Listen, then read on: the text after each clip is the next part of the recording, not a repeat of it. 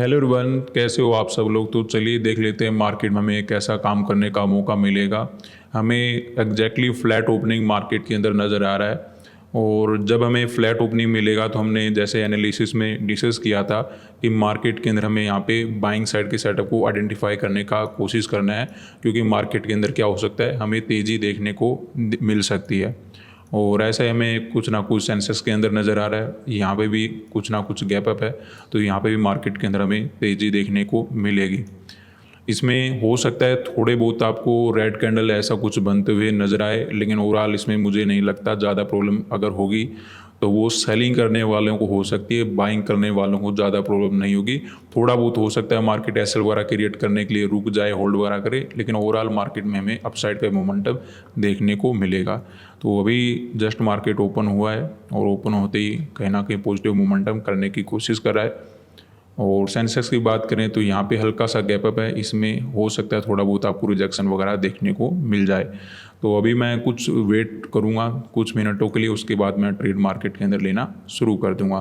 करना मुझे यहाँ पे बाइंग ही है, तो यहाँ पे हम काम करना शुरू करेंगे।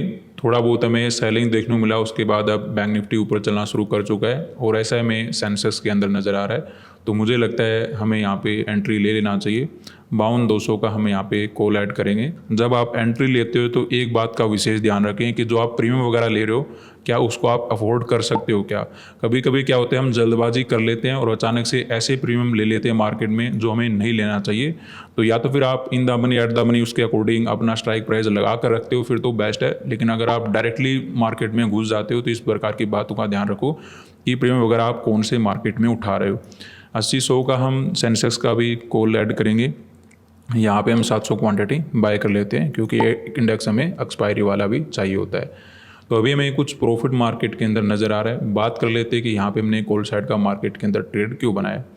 तो ओवरऑल जैसा मैंने आपके साथ एनालिसिस में बताया भी था कि मार्केट में अगर हमें फ्लैट वगैरह ओपन होगा तो जो डाउन साइड के जो बायर हैं साइकोलॉजिकल देखें तो इनको हमें टारगेट नहीं किया जा सकता, क्योंकि इनको बहुत अच्छा प्रॉफिट मार्केट के अंदर नज़र आ रहा है। तो यहाँ पर बैठकर आप इनको टारगेट नहीं कर सकते, ये हमें समझा था। दूसरा, मार्केट ने कंटिन्यू मोमेंटम किया है। कंटिन्यू मोमेंटम के कारण क्या होता है, मार्केट में जो आसपास के जो सेलर होते हैं ना, उनको मार्केट एक बार निकाल देता है। तो एसएल वगैरह क्रिएट करने के लिए मार्केट क्या कर सकता है, नीचे आ सकता है, ये भी मैंने बताया था। और फिर आपको तेजी देखने को मार्केट के अंदर मिल सकती है। तो वैसा ही कुछ मार्केट करने की कोशिश करा है। तो मार्केट में देखिए ये मोमेंटम कंटिन्यू था, लेकिन मार्केट ने प्रॉपर रेजिस्टेंस लेवल को क्रॉस नहीं किया था। तो यहाँ पे जो अच्छे से सेलर थे ना, यहाँ पे जो सेल करके बैठे थे, यहाँ पे जो सेल करके बैठे थे, जो उम्मीद कर रहे थे कि मार्केट ज़्यादा ही नीचे जाने वाला है, उन सभी की तो एसएल आपको कहाँ पे मिलेंगे, इस हाईयर पॉइंट के ऊपर। या फिर अभी तो मान लेते हैं कि इसके ऊपर ही जैसे जैसे जाएगा उनके एसएल वगैरह मार्केट हिट करना शुरू कर देगा। यहाँ पे जो आसपास के जो सेलर थे ना, उनको मार्केट एक बार उनके एसएल वगैरह हिट कर चुका था। इसीलिए मैंने आपको बोला था कि मार्केट क्या कर सकता है, एसएल वगैरह क्रिएट करने के लिए पहले थोड़ा नीचे आ सकता है, उसके बाद हमें तेजी देखने को मिल सकती है। और एक्यूरेटली मार्केट कुछ वैसा ही करने की कोशिश करे।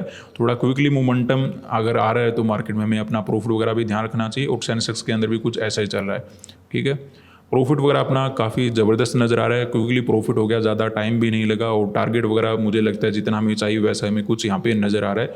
लेकिन प्रॉफिट कंटिन्यू जा रहा है, मार्केट बढ़ने की कोशिश कर रहा है, तब तक हम वेट करें। जब ज़्यादा कम वगैरह करेगा तो वहाँ पे हम एग्जिट वगैरह भी ले सकते हैं। ट्रेड आपको सिंपल समझ में आ गया होगा, एनालिसिस में भी समझाया था, एक्यूरेटली काम कर गया। कभी कभी देखिए एक्यूरेट काम करता है, कभी कभी मे भी नहीं भी करता है, लेकिन वो डिपेंड करता है कि हम जैसा सोच रहे हैं कि हम मार्केट में वैसा ही हुआ, तब तो वो वैसा ही होगा। कभी कभी हम गलत सोच लेते हैं, साइकोलॉजिकल गलत हो जाते हैं, वो डिफरेंट आपको देखने को मिलेगा। तो यहाँ पे बायर अच्छे प्रॉफिट बैठे, इनको टारगेट किया नहीं जा सकता। मार्केट में यहाँ पे सेलर के एसएल अवेलेबल नहीं थे, थोड़े बहुत एसएल वगैरह क्रिएट किए और फिर दोबारा से मार्केट ब्रेकआउट करता हुआ जो भी यहाँ पे जो मेजर सेलिंग करके बैठे उनके एसएल वगैरह मार्केट खाने की कोशिश करा है। और जब तक ग्रीन कैंडल मोमेंटम मार्केट के अंदर आ रहा है तब तक हमें वेट ही करना है, मार्केट के अंदर अच्छा प्रॉफिट हमारा बन सकता है। तो देखिए कितना अच्छा मार्केट ने ब्रेकआउट किया है। और सेंसेक्स को भी आपको देखने की आवश्यकता नहीं है, निफ्टी के अंदर भी आपको तेज़ी देखने को मिलेगी। तो सब कुछ सही चल रहा है मार्केट के अंदर और प्रॉफिट वगैरह अपना काफ़ी ज़बरदस्त है। तो आराम से वेट करेंगे, चलने देते हैं।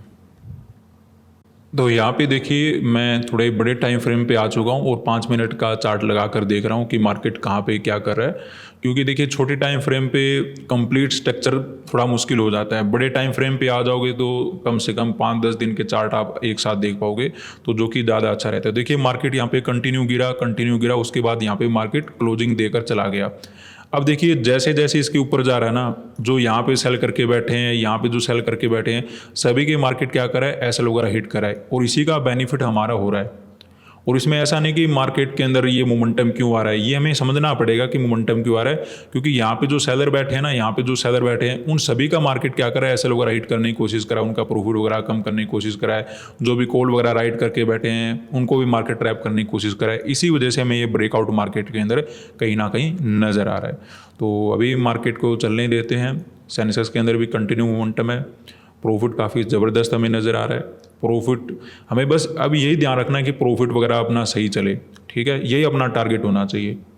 बाकी जो काम है वो साइकोलॉजिकल काम है आपका, मेंटेन करना कि आप अपने ट्रेड को कैसे मेंटेन करोगे। ये प्रॉफिट नज़र आ रहा है, इसको मैं बुकिंग करूं या ना करूं, वो काम आपकी माइंडसेट से होगा, ठीक है। जितना आप माइंडसेट के ऊपर यहाँ पे वर्क करोगे कि कैसे मुझे इस प्रॉफिट को देखना भी है, इसके लिए रुकना भी है, इसके लिए एक टारगेट भी डिसाइड करना है, तो वो सब कुछ आप जब डिसाइड करोगे तो आपको एफर्ट लगेगा, उस एफर्ट की हेल्प से आप मार्केट के अंदर एक अच्छा काम कर पाओगे। तो ब्रेकआउट हो चुका है ज़बरदस्त और लगभग हम 5 मिनट के टाइम फ्रेम पे देख रहे हैं। आपको भी देख लेना चाहिए जब आपको लगे कि थोड़ा बड़ा व्यू देखना चाहिए कि मार्केट के अंदर क्या चल रहा है। पीछे भी चला जाना चाहिए कि मार्केट ने पहले क्या किया था, मार्केट कहाँ से नीचे आ रहा है, कहाँ से ऊपर आ रहा है, तो सब कुछ आपको देखने को मिल जाएगा। तो उसमें आपके लिए थोड़ा सा जो ओवरविजन है मार्केट का वो ज़्यादा सही रहेगा। तो अभी हम देखते रहते हैं, मार्केट के अंदर वेट करते हैं। ब्रेकआउट हुआ है, छोटे मोटे रेड कैंडल बना रहा है और रेड कैंडल से अब आपको नहीं डरना है। अब आपको केवल ये ध्यान रखना है कि आपका जो साइकोलॉजी है वो प्रॉफिट को लेकर कैसा है, कि ये प्रॉफिट को आप कैसे डील कर रहे हो। कैंडल कैसा ही बने, अगर आपका माइंडसेट सही से प्रिपेयर रहेगा तो आप इस चीज़ को हैंडल कर लोगे। लेकिन आपका माइंडसेट सही से प्रिपेयर है नहीं, वहाँ पे ग्रीन कैंडल बन रहा है तब भी आपको डर ही लगता जाएगा। तो उस डर को ख़त्म करने के लिए जितना हो सके अपनी साइकोलॉजी के ऊपर काम करना शुरू करो कि मुझे यहाँ पे बुकिंग करना या नहीं करना, एज़ कम्पेयर टू कैंडल के। कैंडल देखोगे तो थोड़ा वो हो सकता है आपके दिमाग के अंदर हलचल ज़्यादा आई। तो अभी देखिए दोबारा से ग्रीन कैंडल बन गया और जैसे ग्रीन कैंडल बना है आपको देखने को मिल रहा है कि प्रॉफिट अपना काफ़ी अच्छा बढ़ गया। तो चलने देते हैं, वेट करते हैं मार्केट के अंदर। तो यहाँ पे देखिए हमें अपनी पोजीशन से एग्जिट लेना होगा क्योंकि अपना प्रॉफिट मार्केट ने कम करना शुरू कर दिया है। अब हम यहाँ पे फर्दर लालच नहीं करेंगे।